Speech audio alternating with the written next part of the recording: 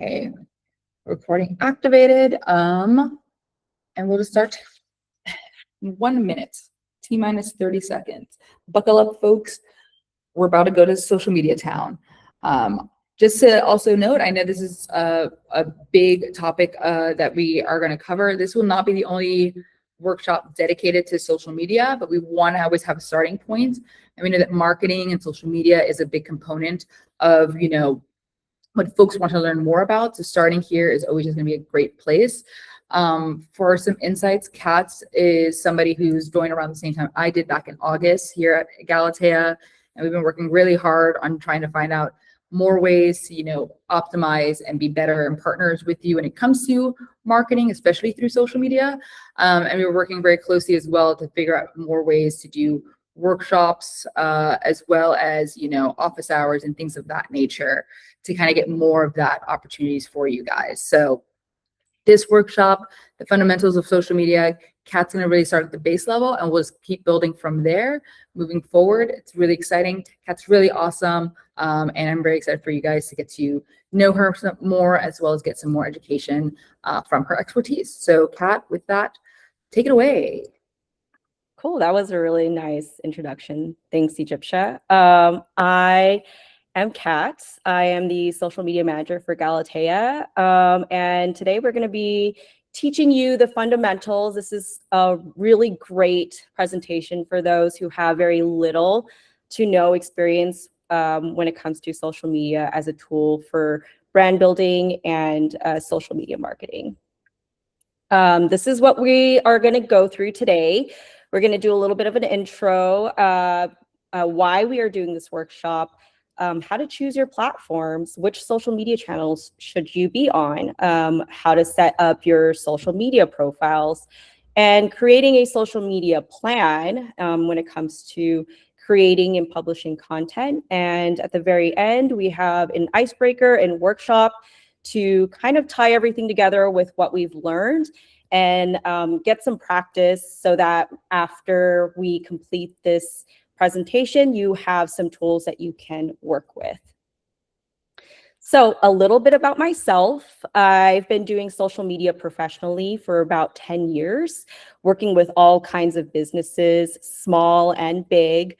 And some fun facts about me. I really enjoy doing these types of workshops because I feel very passionate about helping small businesses, authors, those who are interested in learning about social media and how to use that as a tool to build their brand and their marketing as well.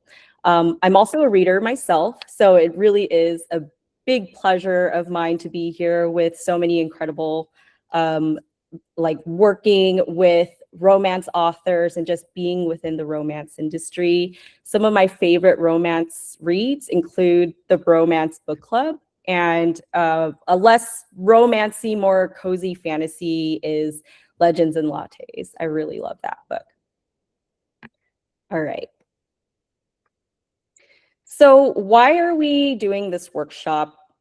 Here we want to support you in your journey as a Galatea author, but also give you the tools that you need for your journey as an author and beyond. Today we're going to be focusing on social media as a marketing tool and how to build brand awareness, and also help you with understanding which social media platforms are right for you, as well as alleviating any stress when it comes to planning content by using a content calendar that we have built for you at the very end of this presentation.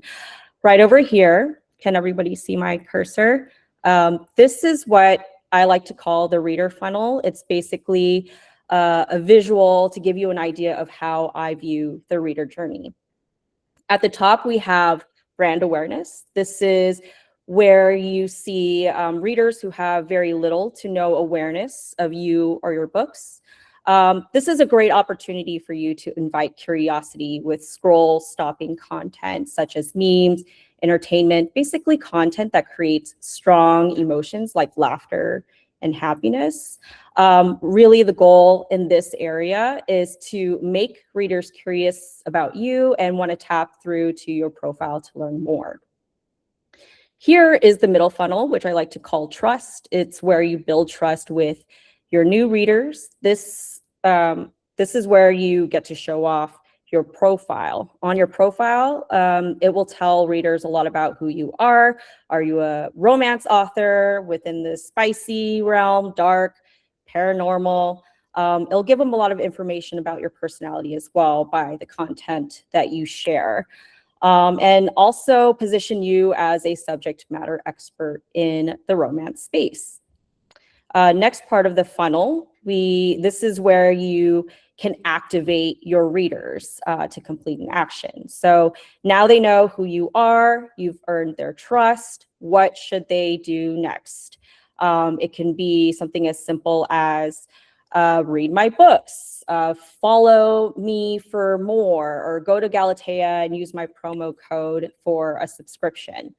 And then at the very bottom right over here, now that you have them as a follower, you have them in your space, this is an opportunity for you to stay tuned and keep them coming back for more. You want to engage with your readers by making them feel good and connected to you and your books and your world. So I'm going to take a quick pause here if there are any questions about what we see on this slide. Yeah, feel free to answer or ask them in the chat section. If not, feel free, you can also unmute yourself, use the raise hand function. If not, then we can keep it moving. We're gonna give it a second.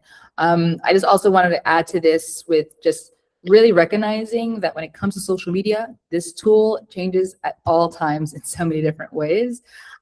So this funnel is a very helpful way to adapt as it constantly changes its algorithms, and each platform being so different from one another. This can really translate across all three of them, all three, at least the major ones, right?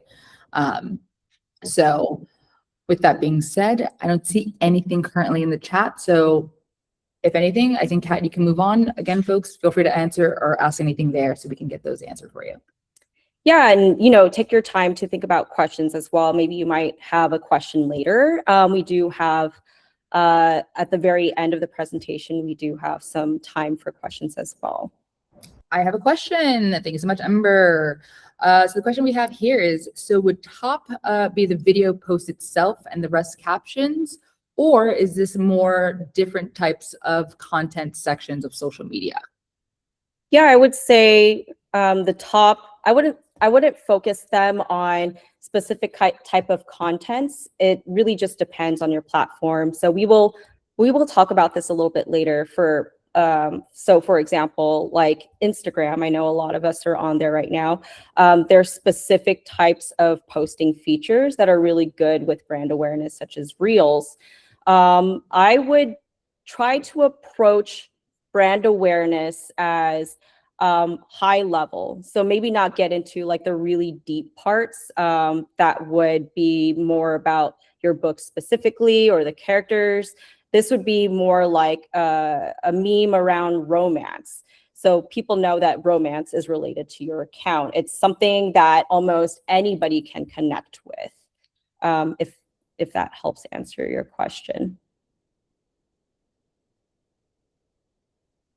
Yeah, okay. I hope it does. If not, we can always follow up. Damien asked a question of, so topics indirectly related to genre? Yeah, I mean, anything that just really stops the scroll. So the way I would think about it is on social media platforms, you really have anywhere between half a second to a second to capture attention. So you want to make, it's called a hook. You want to have something really strong to pull in readers and kind of keep their attention there. One way that I do it for Galatea is keeping things really broad. I still have it relate to what we do. So we are in the romance space. So I'll sometimes make funny content or memes kind of related to the reader experience when it comes to romance literature and novels. Sometimes I like even going a little bit further and talking about smut, because we have a lot of really spicy content, and I know there's a lot of readers out there that connect with that sort of humor, that sort of self-awareness.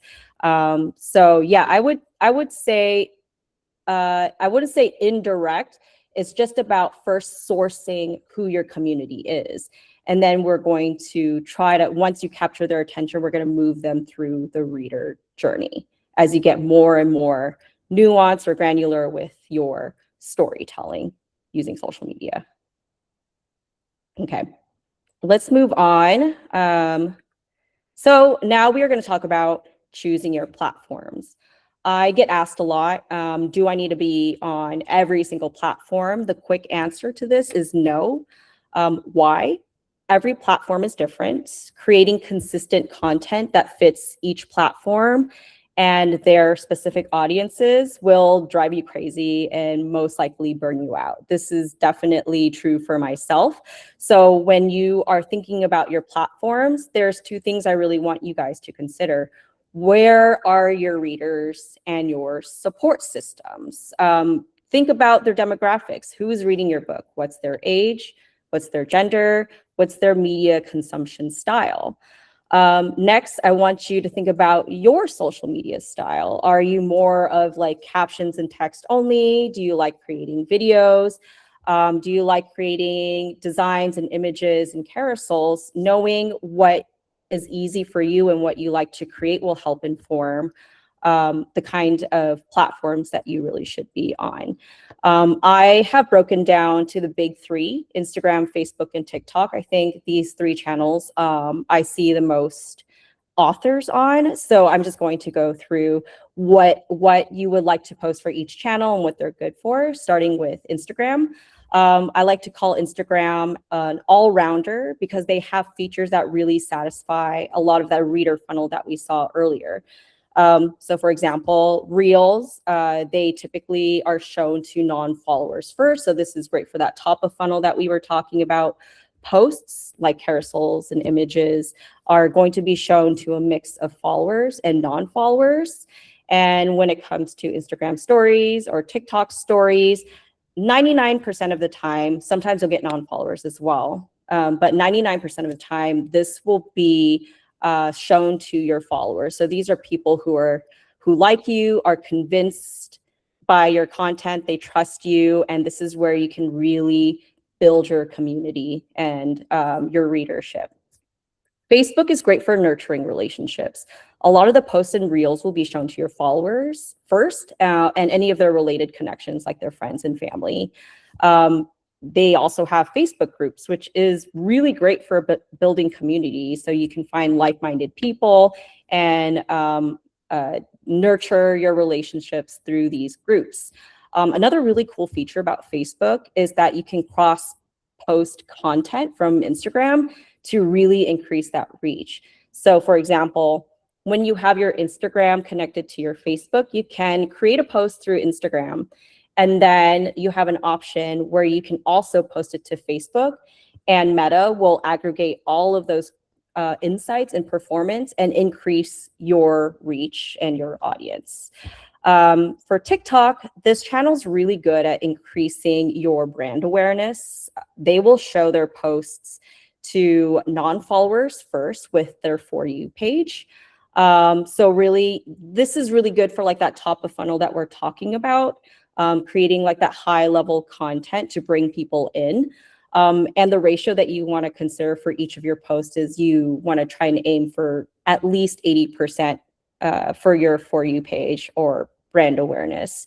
TikTok is really huge on face forward content. So if you're an author that's really, you're not used to showing your face, maybe this is not the channel for you. And another note to remember for TikTok is that this platform is banned in a few countries. So this may not be the best channel for you if your target readership is located there. I'm going to do we have time for a quick one or two? Yeah. Anybody, if you want to have a question related to this section, by all means, add it there. I'll note as well, right, when we think about like face forward content, I know a lot of us are aware that like as authors, maybe you don't want to be as face forward as possible, right?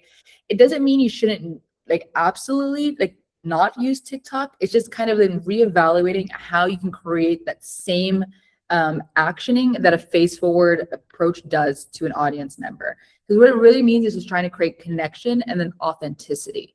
So if you're not face forward in a way, you can still create the environment of being personal by like sharing photos or visuals of things of you moving that just helps them understand that you're a real person, right? We have some questions coming in. So Damien asks, to get on the For You page, is it necessary to use hashtag For You? That's a great question, because that should be, it seems like it would be obvious to use hashtag For You. There are some like nuances, like when it comes to TikTok. TikTok is really about participation, high quality content.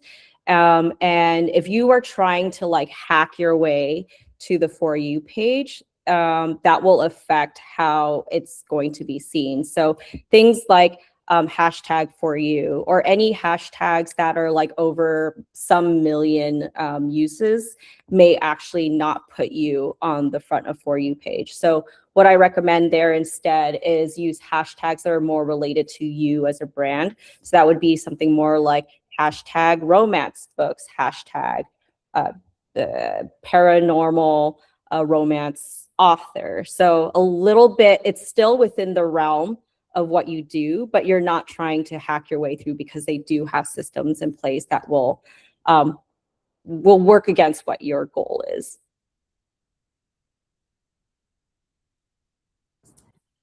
I'll also just note for hashtags, oh, we have a person coming in. Let's add them to this list really quickly. 1 second, folks. Google, if we can just please. Thank you so very much. All right. Welcome to the experience, Peter Ann. Just to kind of circle in regards to like the hashtag aspect of things, when we think about hashtags, this is a perfect example of just like how the algorithms change and how they're also different from each other, right? Because at a point, Instagram really, really loved hashtags. Hashtags were everything. Hashtag bless, if we all remember, or things like that. That was a big thing that was really, really helpful in reach when it came to Instagram. That is now a whole lot different of how Instagram is about hashtags. TikTok, though, they still use hashtags in a lot of different ways that it is maybe more beneficial to use it there. At its core, hashtags are just another way to search for more content, but on a topic level, right? So if someone's searching for hashtag romance author or hashtag, Galatea authors, any person clicking into that will see a bunch of content relating specifically to that hashtag, right? And to your point, like Damien, if you use the For You is so open-ended, right? So you want to be kind of specific, because For You can be someone being like, I made this thing, hashtag For You, and it had nothing to do with like the For You page, right? So you really, if any other suggestions to add on top of what Kat was saying is, before adding any hashtags, kind of type it in and see what's the content that's there originally first before using it. Because you don't want to end up using a hashtag and accidentally get associated to something that you're like, I don't want to relate to this, right? Or, finding a hashtag that is actually more relatable to you and then using that within like that list of stuff. So that's just something to note. Peter Ann, I know you just joined. Welcome to the experience. Welcome to the club. Just want to kind of get you up to date. If you have any questions as we're going through these slides, please feel free to ask them in the chat function, and then we'll make sure to take time at the end of each slide to get those answered for you. But thank you for joining us. I appreciate it. Kat, back to you. Yeah, you did bring up a few ideas when it comes to TikTok. I think just 2 more things I really want to note. Hashtags are really great for kind of adding more keywords in what you're trying to say, because TikTok is always constantly trying to figure out who you are, what's your brand, and what's your content. So the more information you can really give about what you do and what kind of content they can expect from you, it will better help their algorithm find the people who are most interested. So don't rely on hashtags to get you on the For You page. use them as adding more keywords or adding more context to who you are as a brand, as an author. Okay, for the sake of time, we're just going to move on. All right, let's talk about setting up your socials. So sorry, let me see. There are things you will absolutely need. And I've put together this short checklist. First of all, consistency across all platforms. So this means your profile pictures, your handles, your bios, your names, they should be consistent across all platforms wherever you're active in. This will help multi-channel users find and identify you quickly and more easily. And this also makes you look more intentional and thoughtful about you and your brand as an author. Try to fill out your profile as much as possible. Here's some things to consider. Who are you? What do you do? How can your readers support you? And try to have some published posts already ready to go. That was a really weird way of saying it. As examples of like what kind of content they can expect from you. But you can also use posts as a way to kind of help them understand your brand. And also a call to action. This is super important. What should these curious followers do now that they're on your profile page? A few ideas could be read my books on Galatea, follow me for more updates on my work, join my book club. Should we just move on? Because I know we're already at the halfway mark. If you do the, if you could just zoom in on the sections that are showing on the left-hand side. Sure. I really want just people to kind of see where you're kind of saying of like filling out, the bio as much as possible. We're seeing the consistency in the images. We're seeing the consistency in the username at the very top. And, even in your Instagram section, what your call to action is, right? I think it's just really important to like showcase that. And this equally translates to like your Inkit profile, right? Or like your Inkit bio, right? Which is what's also shown on Galatea. You want to make sure it's consistent there as well. Same thing with the image, same thing with your name. And this is the bio that you're using. Because again, it validates across the board. And if people are searching you and you're showing that, you can find my content here, then like that's going to be the thing that really helps validate like, yes, I found the right person. I know I'm going to find the right content. I'm very excited. Yay, yay, yay. So I just wanted to highlight that a little bit, but. Yeah, does anybody have any questions on this? I really want to make sure we have enough time for you to get some practice as well. So yeah, all right, let's just move on. All right, this is an example that I put together. This is not a real person of what an Instagram profile should look like. So this is Gigi Taya. She is a sports romance author. Okay, so she's a romance author. She writes books, but she also specializes, or her favorite type of genre that she likes to write is sports romance. She's an author of the Ice Baby series. Okay, what is the Ice Baby series? It's a romance book, obviously in sports, and some social proof of like why this is such a big deal. It has like 2 million reads on Galatea. And then there's also a call to action, read all my books on Galatea. And I have some posts ready to go. So when we have curious readers kind of visiting our profile page, the top 3, which you can pin, kind of gives the readers the most important things about you. So for example, this is a personal post of like, hello, I'm Gigi. This is, I've been writing for 5 years. My biggest inspirations are ACOTAR or something like that. Just this is kind of help you build connections with your readers. The second one would be like Ice Baby. We've talked about it a little bit in the bio. This is what it looks like out in the wild. You can read it on your tablet and iPad. And the third one is kind of like a call to action for my readers. you get to use this 20% off Galatea subscription with this promo code. And at the bottom, it's just more content that really helps drive who Gigi is as an author.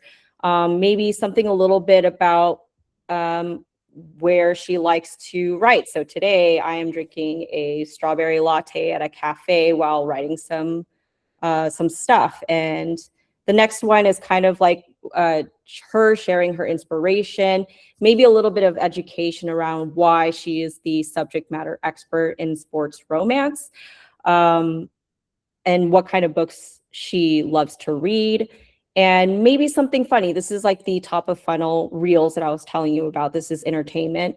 As you can see, it's how I know how I feel knowing my Valentine's Day plans will consist of reading spicy books. To an earlier point, this is kind of like within the realm of romance, books, reading, but also it's like a really relatable moment for a lot of readers within the space of romance. I also use a bunch of like colors, illustrations, something bubbly to kind of build that brand and show I'm that Gigi, not me, that Gigi, her personality is bright, she's bubbly, and she's also a little funny as well. Do we have any quick questions about this? Yes, we do. We have one from Ember. Ember says, Instagram profile bios are quite limited by characters. What information should be prioritized here when you can't fit it all? Great question, Ember. Yeah, I would say try to, whatever you want to say, like, so for example, author of the Ice Baby series, try to keep everything as short as you possibly can. Keep in mind that when readers are going through your profile and checking you out, you really only have about, at the maximum, 2 seconds to capture their attention and offer them everything that they need to know. So my recommendation is just think of who you are, why, and like, you know, like what, why, how, and if you can complete those questions, I think you're going to be good. But I don't know if that answers your question on like the character limitations. I think, just to kind of add to that and to circle more into your question about like the character limitations, one thing I always kind of suggest is that, limitations do exist. You can always practice and figure out what's going to work or not, right? So in your first draft of trying it out, just write what you hope to write and see where the character limitations are, right? If you're able to say who you are and why, but you can't say the how, then maybe it's like, maybe where can you find the shortenings of this, right? You also can find ways to like make words be the different shortcuts. So like instead of and, right, you can use the ampersand, which would be considered 1 character instead of 3, right? This is wild, to be honest, that technology in 2026, they cannot provide more characters to write a bio on, but I guess that's just how, social media is. And to Kat's point, you only have a very, very limited amount of time. So you really have to find and massage, like, what is the important things? Always being able to say like who you are, the author of said book, will always be a good thing to kind of keep locked in, because that's true to the very T, right? Maybe you can't say 2 million reads. Maybe you can say million readers, right? They read all my books on Galatea. You can just say author on Galatea, right? And you save some characters by switching some of the language around, maybe shortening the sentence to being just like the key words to it and having it float that way. So that's some ways to kind of like utilize or like think of the experience of the character limitation and try to work within boundaries and into some context of that. So I hope that helps answer your question, Ember. If not, please let us know and we'll make sure to do so, right? Yeah, I guess I'd like to add onto what Egyptia says. Maybe you can't have everything that you want to say here, and that's what your grid is for. This is where you can really show and not necessarily tell.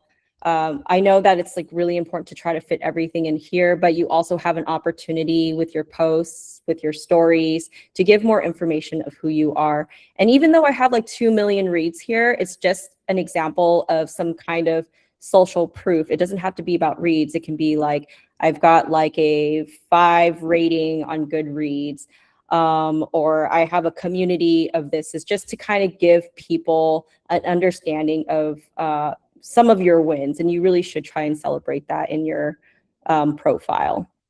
Yeah, and you should celebrate it for yourself too, right? As much as we talk about like getting these followers and these people to join you into your shared space, this is still about you at the end of the day. So like celebrate yourself, like be as authentic as you want to be, right? To some of the examples that Kat has there, like it's partially showing a little bit about like the book, but it's mostly showing about who you are, right? And having that balance is really, really important. So don't focus too much about like what other people are expecting out of you. Try to be as authentic as you as possible. And the people that will become and will want to stay because of you, right? So it's always helpful to focus also from that perspective as well. All right, we're just gonna keep moving because I know we are a little bit short on time. Okay, great. So let's just talk about, okay, now you know which platforms you want to be on, how to set up your profiles. Let's talk about creating a social media plan that makes sense for you.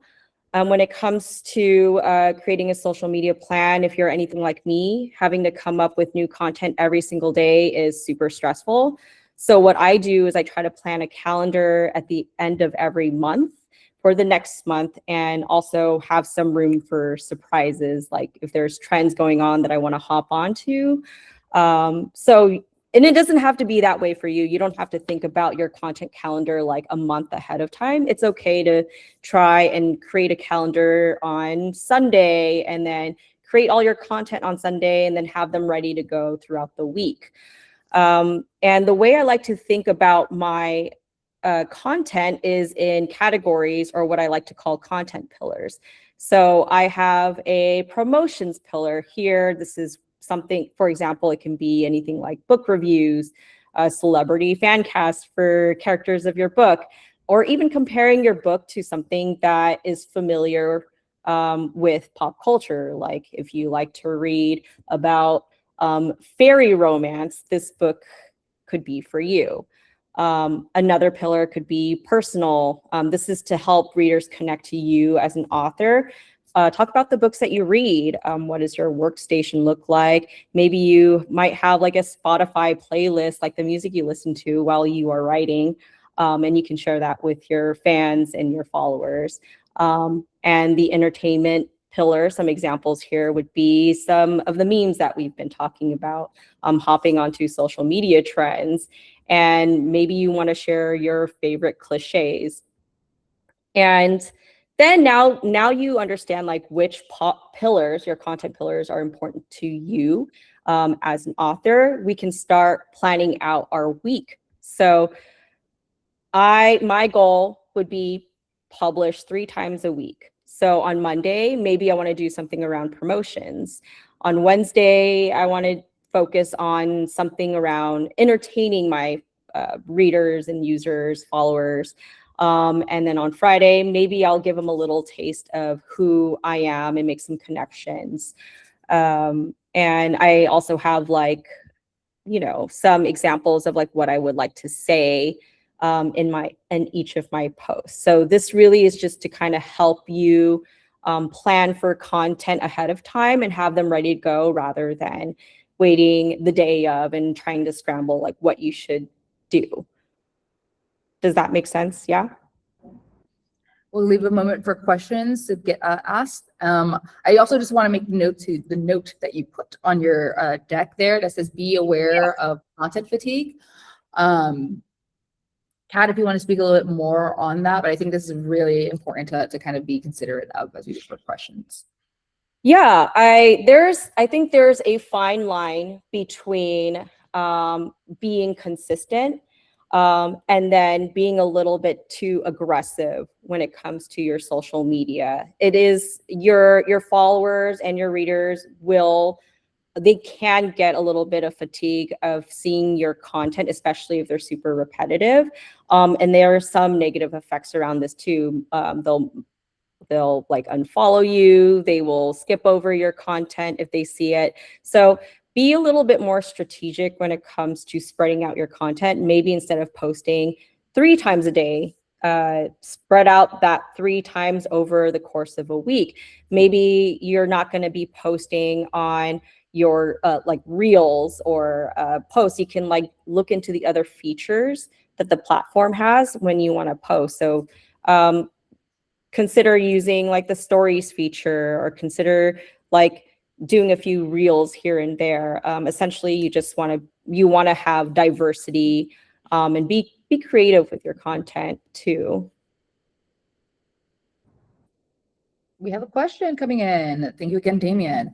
The question he has here is, what is the objective? Getting people to click on the book links, or does it need to be broader? Great question. The ultimate goal, just based on like the reader funnel, is to get them to read your books.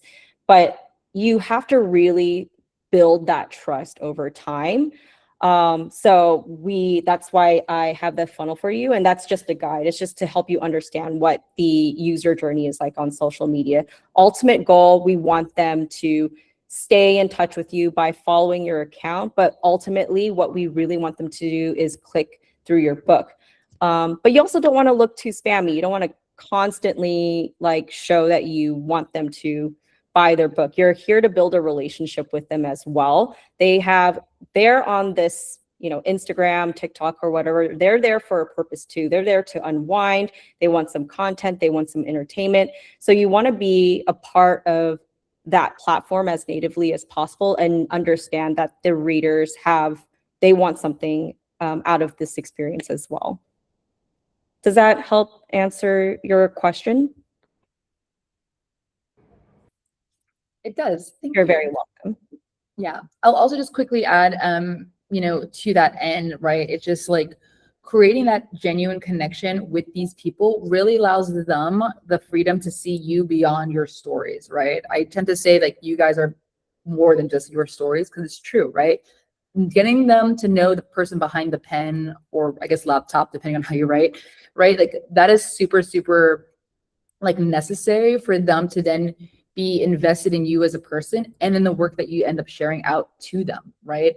It becomes a lot more of that trust that Kat's talking about, and the intentionality of being very aware of how they want to support you.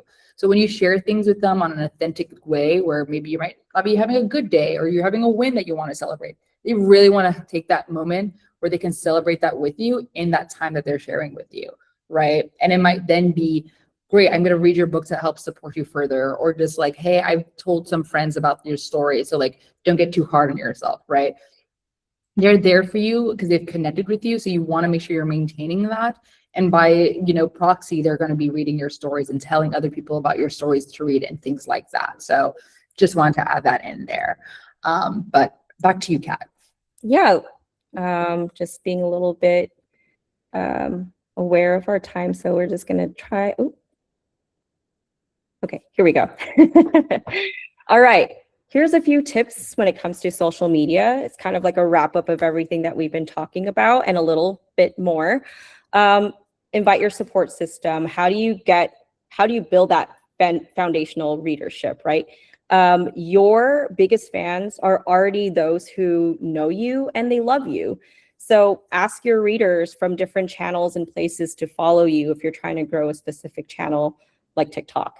Let your friends know that you have these socials ready, like you want their support, and follow other Galatea authors who are in the same boat as you. I think Egyptian and I, we were talking the other day, if all of the authors that we have on Galatea followed each other, that's an easy few hundred followers for you.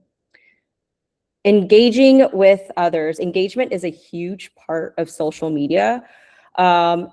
Especially when it comes to getting on the algorithm's good side.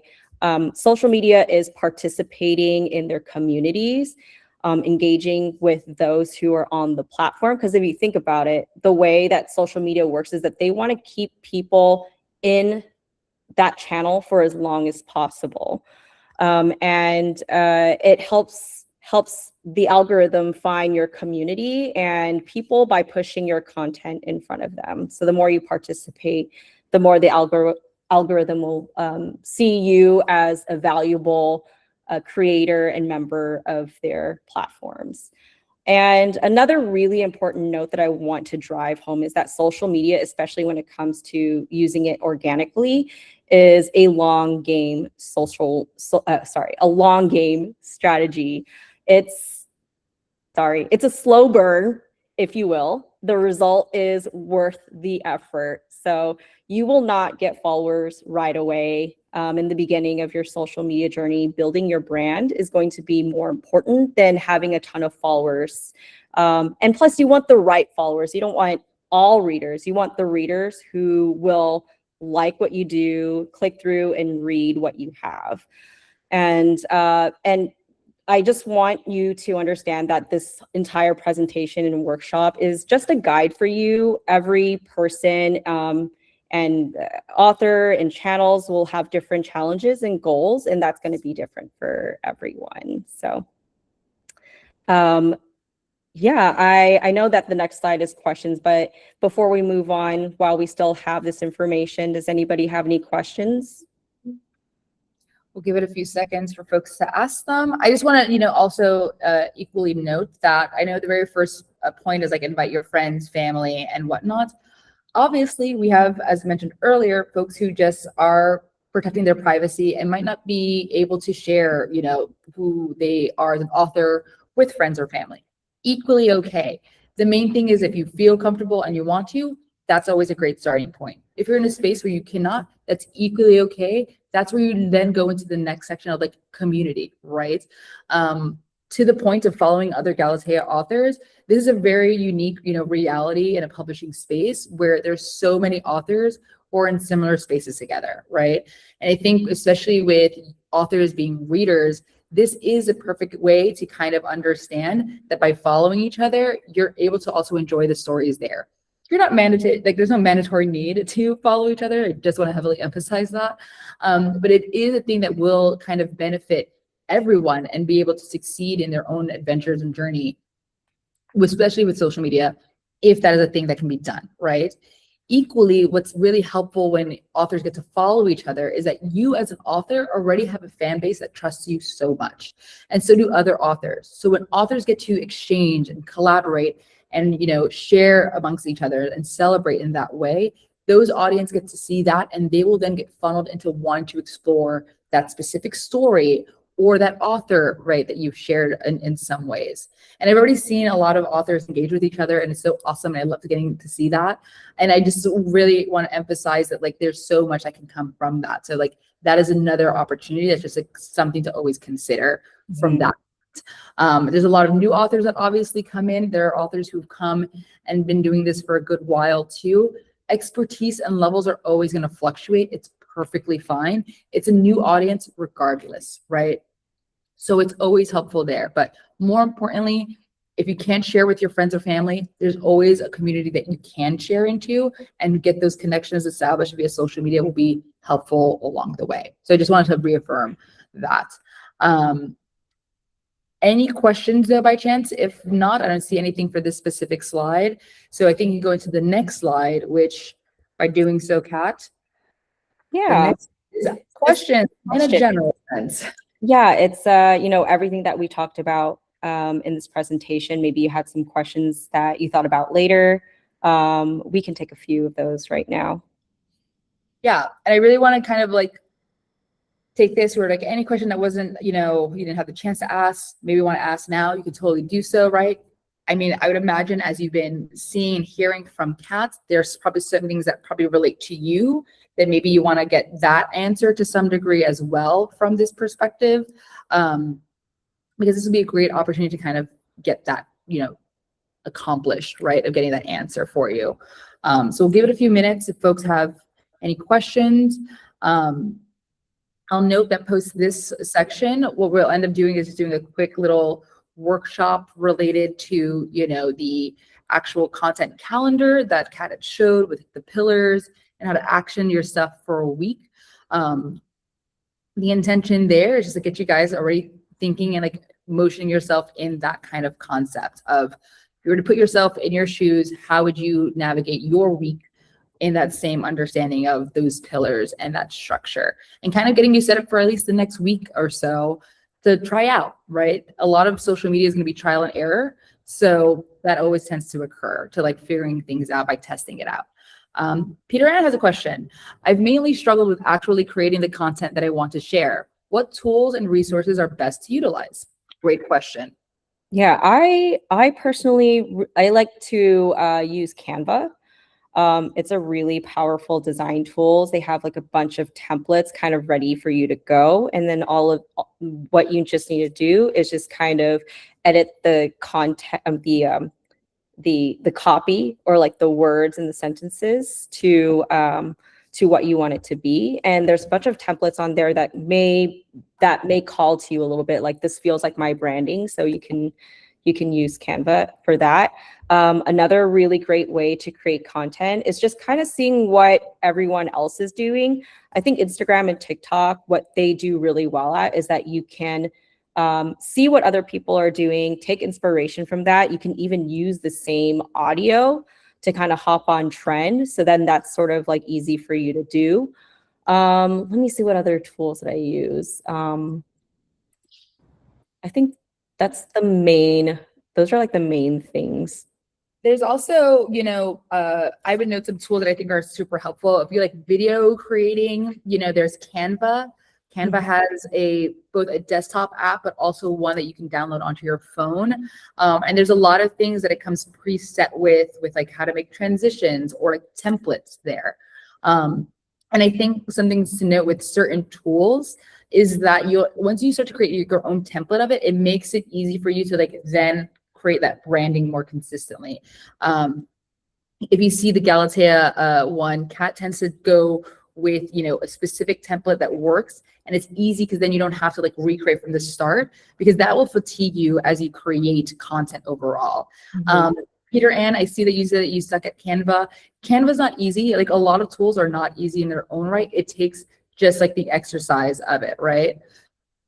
I will note as just a fun fact, Canva and how to get better at using Canva is one of the workshops that is coming up. So I don't want you guys to feel like, this isn't a thing where we're just being like, just use Canva. It's a suggestion because we also want to teach it. So be on the lookout for that one. It's next month. But equally for something like Canva, if you go into Canva, there's a lot of elements or templates there that you can just use and plug and play. To Kat's point, look at other social media, see how you can best do your recreations of it, and start simple. There's no need to do like a big budget, video concept, reel, or anything like that. Find what's simple to you, what's doable for you, and make it the most you possible, and people will connect with that, So I just think it's just something to kind of consider. It takes some time. It's going to be practice. There's always YouTube tutorials. If you feel like you want to try to recreate something, don't be afraid to try to YouTube tutorial it. There's a lot that can be done in like under 2 minutes or less. Shout out to YouTube for having YouTube shorts too, because they've now condensed those like 10-minute long videos to like less than a minute, right? So there's different ways to also just like learn how to execute the thing that you're wanting to do by like just going that extra step, right? Again, it's not easy, so I completely understand where you're coming from. I think we have another question. If I'm pronouncing your name wrong, I do truly apologize. Sladiana, you had asked, what types of posts consistently get the most engagement from romance readers? Excerpts, polls, cover reveals, character Q&As. What are your thoughts there, Kat?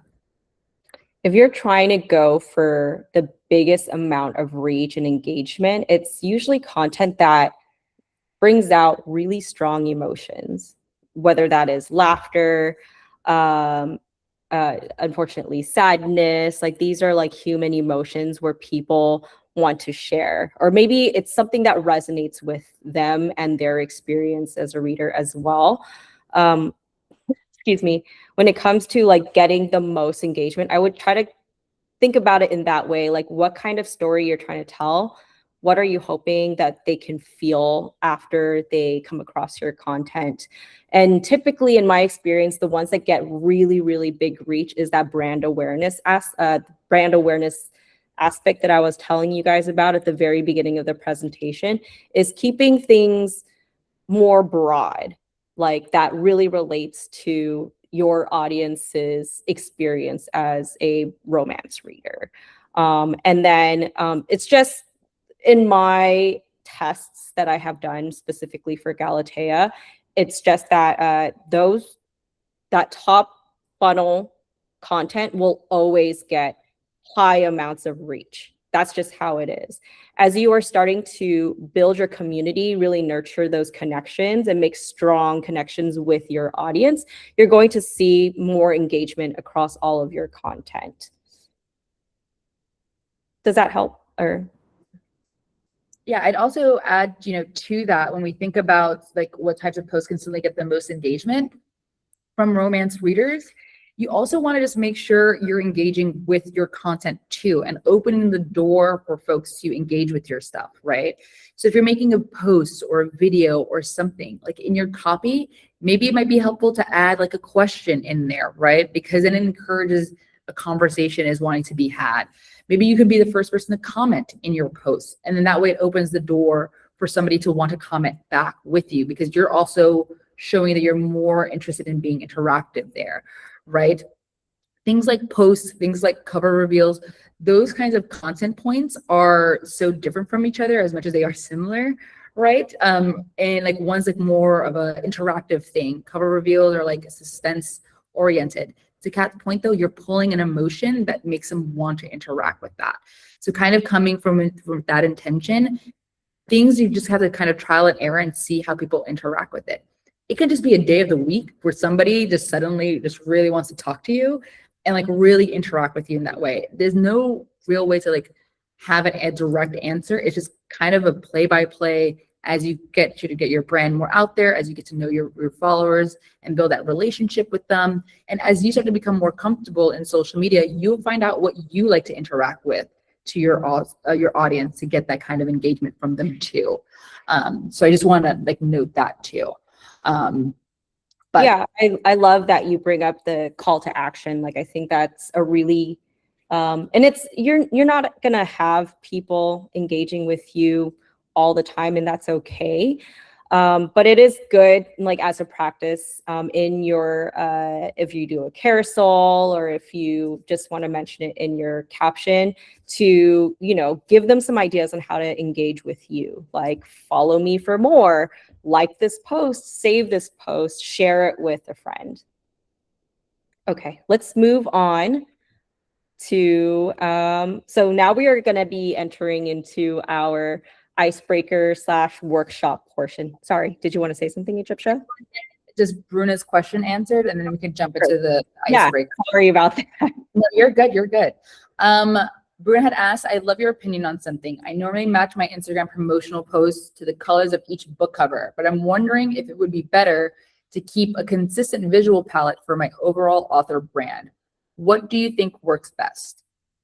I think you can approach this in a lot of different ways. I've seen success for all different approaches. So if you want to be more consistent with your brand, try to consider content that kind of really, you can use colors, you can use font to kind of tie everything together. I've seen other successes in just building content around the book, which we like to call like the book brand. So for example, if you are like a werewolf romance writer, maybe for like that promotional period, you want to just focus on creating content that really resembles the book vibe, the colors, the tone, the font, and that sort of repetitive like visuals will help your readers connect it back to the book. So I won't say there's a right or wrong way to go about it, but it goes back to, Egyptia's advice. Like it's going to be a lot of trial and error. You're going to be testing a lot of stuff. Some things will work, some things won't. What works before may not work next time. It's just But what I really want to drive home is like what's really important for social media is engaging, participating in conversations, and just building your community. Awesome. I hope that answered your question, Bruna. We will move into the next section, which didn't mean to cut you off, Kat. I do apologize. But if you don't mind switching to the next slide. For sure. So how long? I know we're at like 12:04, so we're definitely a little over. Maybe we can just spend like a minute or two on this. So the icebreaker is really just to help you understand what really connects with you. Like, let's name a social media brand that inspires you. What accounts do you like? Why? How do you think you can apply it to you? I have a few options and examples here that I really like and feel inspired by. Instagram for Business, it's an actual account by Meta, where they give you ideas on content, how to use their features to the best of your ability, and updates to new features. I really love this channel. Some other examples would be like these book clubs. If you click through, and I think we're going to be sharing this presentation with everybody, so feel free to like click through these links right here. Book Talk Book Club. I really like how they show their books being a part of the reader's lifestyle. They have, I guess I can describe it because I don't think I can click through right now, but if you check out their Instagram, you'll see how people are showing images of books being read on the beach, or they're in their living room. Maybe they're having a little like spa day in their bathtub. So basically it gives readers an idea of like what kind of experiences they can have when it comes to reading your stories. So how this might work for you. Maybe you can start creating videos and pictures with you holding your phone or your tablet, leaning against like a tree or something like that, in just regular real world settings.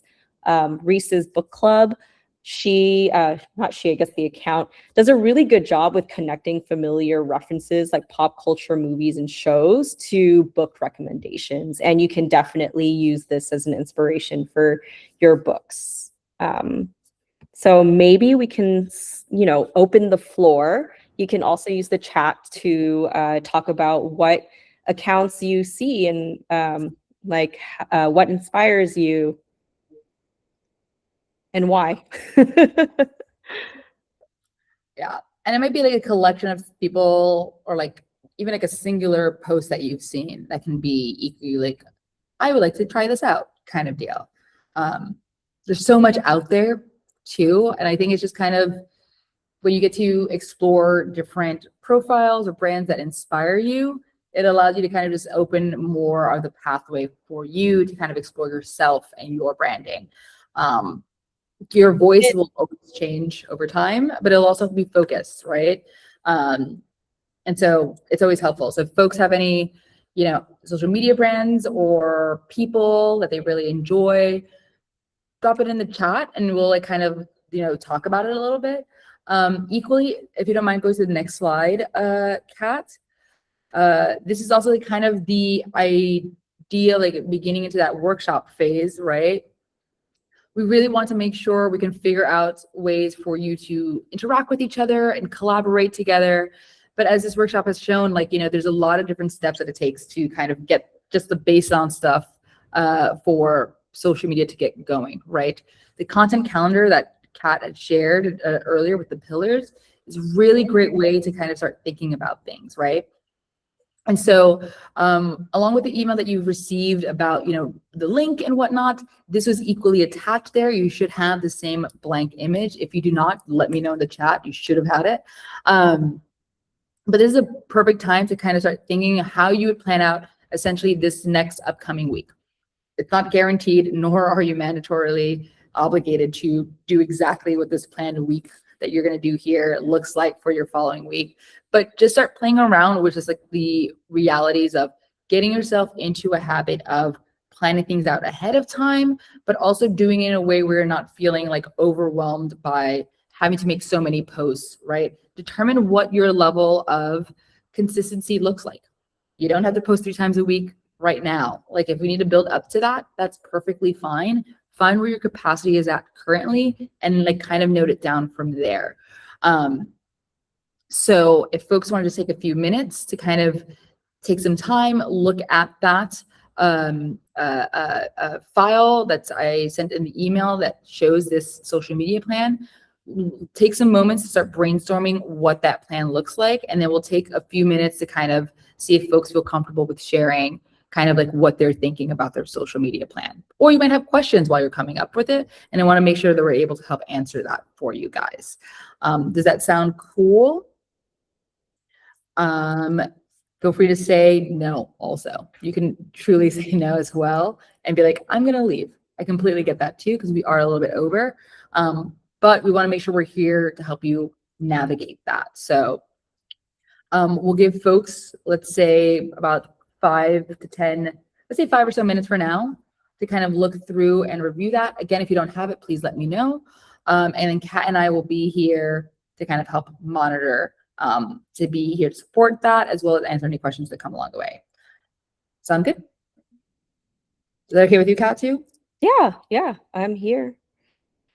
Great. And if anything comes up on our end, we'll make sure to talk about it, I would say. Could we just move right into, we're moving right into the workshop portion then? Yeah. Great. Are we doing break rooms? I know we had a plan to do that. Yeah. I mean, I think we can do it all in this one big shared space just because we have enough folks that breaking out to smaller groups might be, too tiny. So we'll just all be here and kind of doing that. If it makes folks feel comfortable, Kat and I can also go off camera, so we can just also be,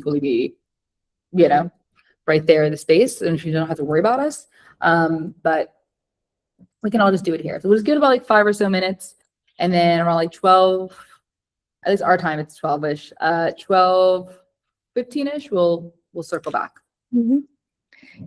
For this workshop, here are some steps for you to consider as you're doing this portion is come up with 3 ideas per pillar. So let's focus on 3 pillars. There's obviously a lot more than that, but for this workshop, we're going to do promotions, personal, and entertainment. Feel free to use any of the ideas that I have already mentioned earlier in this presentation. Next, after you figure out your ideas for pillar, let's go right into which days of the week to post, whether that's Monday, Tuesday, whatever feels right for you. Place your ideas for each day you plan to post. And then also consider what type of media you want to match with those posts. Is it a video, image, carousel, text only? And then practice writing a caption for each of those posts. It doesn't have to be super long. It can just be like 1 or 2 sentences. But yeah, should we just head, what do you think? Turn off our cameras and I will turn off my cameras equally. But like I mentioned, I think what would be helpful, Kat, actually, is if you can go back to the slide with your examples. That way they can have a reference point. Example. Yes, so that way they have a reference point to pull from. And if folks have any questions, we'll just be here. We'll come back in 3 minutes. Is that enough time? I feel okay. We'll tentatively say 3 minutes, but yeah. Okay, yeah.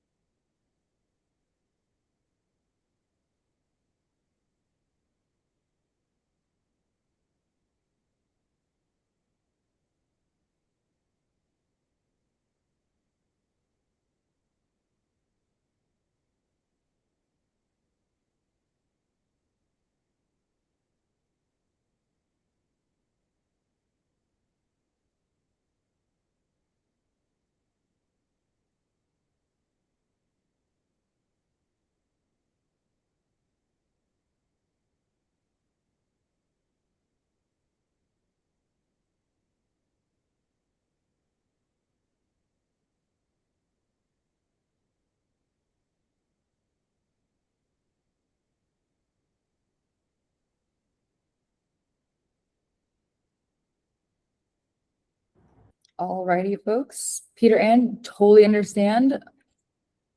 Go ahead and leave. The fact that you stayed as long as you did, really helpful. I appreciate you showing up. Thank you so very much. Head out. If you have any questions, feel free to email that email thread, and we'll just kind of go from there. Okay. Take care. Also, if anybody else needs to drop because of time differences, also completely understand. Makes so much sense. But for those who are still here and open to participating in the workshop a little bit, kind of curious to kind of hear a little bit, either you can vocally share this or also write in the chat, just kind of how you're thinking about next week and like what you're trying to execute. Okay, Ember, I see the personal section is somewhat challenging if you're more reserved, focus on the stories more than your author brand. Is this a detrimental attitude? Fair question. Kat, any thoughts on that? Yeah, I guess the few questions would be, I'm just going to take a look at the question one more time, just so I'm answering it. Let's see. Personal section is somewhat challenging if you're more reserved, focused on stories more than your author brand. Is this, no, I don't think showing your personal side is like going to be detrimental. I think the idea of showing your personal side is just to make a connection with your followers. If you think about how you consume social media, who are those that you really enjoy following? You know, for example, sometimes I like following Zendaya. I know she's an actor. She isn't constantly promoting her work. And like whenever we do get like a tidbit of like her personal life, it's really special and I feel more connected to her. So it doesn't have to be personal per se, but in some way you're connecting with your readers in what feels like a really intimate or meaningful way. I'd also note though from the other end, right, is that if you're not someone who feels super, let's say outgoing or in the sense of social media, like very much like you want to have consistent interactions and things like that, I completely get it. That equally is understandable and perfectly fine too. It's just trying to work yourself a little bit in to like understanding that social media does require maybe a little more of that extension of yourself to get as much out of it as possible. It doesn't mean you have to create like a fake personality or anything like that. Engage to your capacity is kind of how I think about it. Like if you're someone who happens to be maybe a lot more reserved, right? Equally recognize that followers, readers equally don't feel as, prompted to want to engage. A lot of people are silent appreciators, right? And like a simple thing like a like can already be like as far as they're willing to go. So if we were to think about it from like your side of things, if you're the author, kind of promoting like the personal side, simple things of like what you're reading, like kind of what you're interested in, that's a small share that can go a long way, right? You don't have to post about like your workstation or things like that. If you have a pet, right? Pets, I always say, are easy wins. Never has there been not a cat photo or dog photo or anything that people have not loved or video or anything like that too. And you can find ways to kind of be able to showcase that to still be a part of like you in that degree. If that still feels like it's too much, which I completely understand too, then there's also like other ways to kind of start thinking of like, where do I feel comfortable with sharing a personal thing, right? It can be something that like, I am a big fan of traveling. Here are my top 3 places I wish I could travel, right? Or this is what inspired, like this show inspired me in this way for this story, right? It's just creating those small little trails that people can at least know there's a pathway there potentially to connect with you on, and then kind of understand that you're also working your way to connect with them too, right? So I hope that helps. Damien mentioned this framework is useful. I probably thought of Insta too much. I don't know if I'm supposed to be reading this, but I'm assuming so. So correct me if I'm wrong, and I'm so sorry. I've probably thought of Insta too much as simply for book trailers marketing, but this way of thinking is more about connecting with people with similar interests. Makes me think it might be better to start again. I don't think you have to start from scratch. If that's kind of like a little bit of where you're like thinking about, Damien, I could be completely wrong, but there's always a reality where people reset. Right? People tend to like, you can change at any point. So like no one is going to question that or whatever. People are going to join you on your journey where they're at when they meet you, and they'll continue to journey with you as you change. Right? And the people who don't want to go, they can go. And the people who want to stay, they do stay. So there's no need to worry about like having to start over or start again. It's just where you are now. Now is a new day where you can start in this direction, right? And then go forward and being a lot more personal or connecting in that way where you have the capacity. Do you have anything you want to add to that? Yeah, it's easier to if you're going through like a rebrand or re-strategy on how you want to approach Instagram, it's easier to always start with a foundation. If you've already built a follower count or you already have readers there for you, just build on top of that. I think if you want to take it a step further in terms of like personal connections, you can even let them know, hey guys, I'm going to try something different. So if my name is changed or whatever, like this is my plan. Just know it's me. I really appreciate you guys. Like these sort of conversations, giving them like intimate details of like what your plan is makes them feel really connected to you. And it's a great way to like let them know like what's to come and they can stay tuned for more. Yeah, absolutely. I love that. It's to like Kat's point earlier with that like GGT, example that she gave, where it's like, if you want to say, I'm reintroducing myself to you guys, I'm, DP Mendes Kelly, this is who I am. And then you can technically take that new, start and pin it at the very top as like the new way that when somebody comes in, that's their connection of like, hello, I'm DP Mendes Kelly, right? This allows you to just keep updating that and exploring, new ways to share yourself to your audience and like let them know that you're changing too. Like they're allowed to change too. That genuine connection that Kat's mentioning, like these are the moments that you can like do it and they will follow you the course of the road, right? Mm-hmm. I think something that like struggles with, specific like company branding things or company marketing things is that we can't have the same level of stuff because you're working on a specific brand, but you as the author, you are a person as much as you are like an author who has a brand, right? And so they want to make sure that connection is genuine and true. And as they follow you, they'll follow your work accordingly. So just want to add that as well. I do want to know we're obviously over time, but we do want to wrap this up. If there's any last minute questions, please feel free to ask it now. Oh, Emma, we got one in. Not sure if this is something you can answer, but would these same tactics work for Galatea communities, the Galatea Facebook group? Amazing question. Kat, do you have anything you want to add to that first before I go?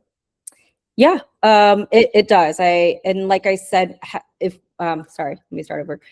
Like we've been saying throughout this entire workshop, it's a lot of testing, it's a lot of trial and error. But I would say a lot of these tactics that I am sharing with you are things that I'm already using on a day-to-day basis. But that being said, sometimes what worked a month ago won't work again the next month. And so there is this element of like having to consistently be creative. However, we do have like tools out there where you can pull some ideas. So for example, I use like Gemini. It's like an AI tool. And what I do is like, hey, I need a plan for next week. These are some of my ideas. Can you give me a list of ideas? And so it just makes that sort of like thinking process a lot easier. Also, I would note, right, is that, there's a lot of things that we equally are doing to help support you guys, especially like in the Galatea like communities as well, right? There's a lot of things that we're trying to revamp in the next few months. See more about in the newsletter I'll be sending out soon. That will help kind of make interacting in those community spaces a lot more easier as well as like intentional, right? But everything that we've shared with you today on your like external social platforms can easily translate to what you are when you're interacting with your fan base on your Inkit profile or your Galatea spaces of like your author wall, your chapter comments, or community sections, right? These are allowing you to overlap. And the unique thing of being able to kind of interact on an Inkit, your Inkit wall or Galatea wall, is that you're allowed to kind of experiment there in a different way before you feel maybe comfortable to experiment externally. You can always experiment there with your fans who do follow you and like already want to interact with you in that type of way, right? Because they're already like locked in with you and they know why too, right? Because they're already following you for your stories. So they're actually wanting to know more about you to a degree. And that's a great way to also like find a place to kind of test things out into. But yeah, always think about like your Galatea communities, your author walls, things like that, as a way to also be an extension of your external social media. Um, I'm so glad you found this helpful. I'm so glad. I really hope that this has become like a helpful thing. Again, this is the first of many. There's a lot of things obviously that we're excited to improve upon, and we're really just grateful for everyone, being here. So Mira, I really appreciate you, mentioning how helpful it was for you. And I hope we were able to help answer as many questions as possible for you guys and give you some just better clarity about, how to think about social media, what can be done next for this new version of you in, your social media journey. This is the beginning of so many. And so I'm excited to see how you guys kind of take that with you and move forward on with things. As I mentioned again, this will be the first of many workshops. There will be a workshop every month moving forward. It's been a long time in the making, I promise you, and it will always be something that we will, continue to improve upon. So I just want to thank you all so much for being here. I especially want to thank Kat. She's battling the flu and she's being a champion in this process to make this happen. I appreciate everybody who's been flexible to attend today, especially you, Kat. So thank you so very, very much from that end. We will share both the recordings of this. I'm going to make sure and post to remove anybody's names and just kind of keep it only to the questions. That way to protect everyone's privacy themselves, as well as a deck that Kat presented earlier that will also be shared. And we will host this in a separate space for you guys to reference at any time. So just be on the lookout for that a bit later today. But with that being said, thank you all so much. I hope you have a great morning, evening, afternoon. I don't know what time zone everyone is exactly at this very moment, but I just hope everyone has a great rest of their day. And just again, thank you so very much. And I hope we all have a good one. Okay. Thank you so much, everyone. Thank you, everyone. Bye.